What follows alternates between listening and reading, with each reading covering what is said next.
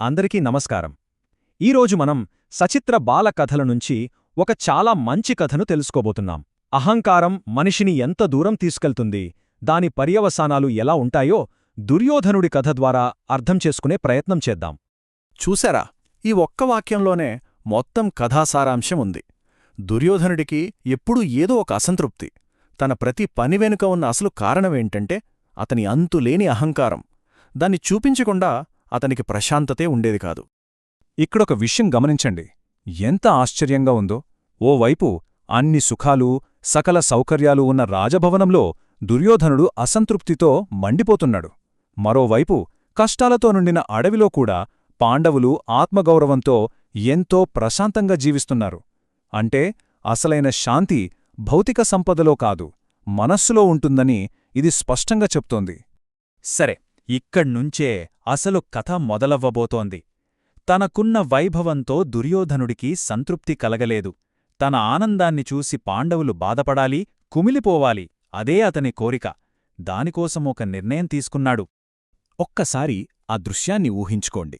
రథాలు, సైన్యం, పరివారంతో పెద్ద ఆర్భాటంగా దుర్యోధనుడు అడవికి చేరుకున్నాడు. అతని ఉద్దేశం ఒక్కటే, పాండవులను అవమానించాలి, వాళ్ల ముందు తన గొప్పతనాన్ని, తన ఆధిపత్యాన్ని నిరూపించుకోవాలి. అయితే ఇక్కడనుంచి కథ అనుకోని మలుపు తిరుగుతుంది. ఎందుకంటే దుర్యోధనుడి అహంకారానికి ఒక ఊహించని పెద్ద అడ్డంకి ఎదురు కాబోతోంది. అసలు వాళ్ళ అహంకారం ఎంతలా కళ్ళు మూసేసిందంటే ఇతరుల పట్ల కనీస మర్యాద, గౌరవమనేవి పూర్తిగా మర్చిపోయారు. ఆ ప్రాంతంలో ఉండే గంధర్వుల పవిత్ర సరస్సును అపవిత్రం చేయడం మొదలుపెట్టారు. వాళ్లు వద్దని హెచ్చరించినా అస్సలు లెక్క చేయలేదు. ఇదే నేరుగా పెద్ద గొడవకు దారితీసింది. అంతే, ఒక్కసారిగా పరిస్థితి పూర్తిగా తలక్రిందులైంది.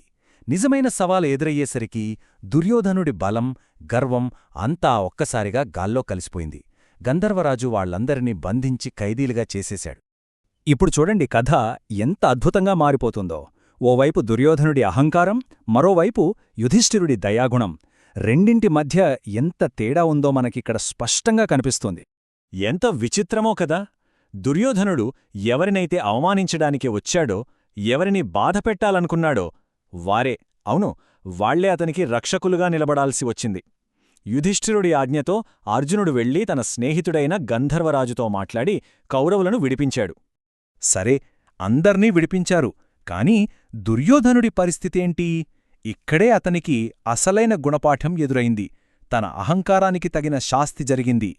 గర్వంతో, అహంకారంతో పైకి లేచిన అదే తల ఇప్పుడు సిగ్గుతో, అవమానంతో కిందికి వంగిపోయింది. అతని అహంకారం మొక్కలైంది.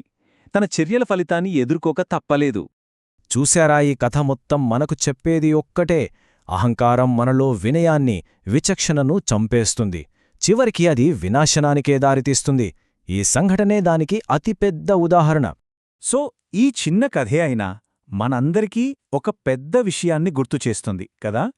అహంకారం మనల్ని ఎలా పతనం వైపు నడిపిస్తుందో, అదే సమయంలో కరుణ, ధర్మం ఎలాంటి పరిస్థితిలోనైనా మనల్ని ఎలా ఉన్నతంగా నిలబెడతాయో ఒక్కసారి ఆలోచించాలి.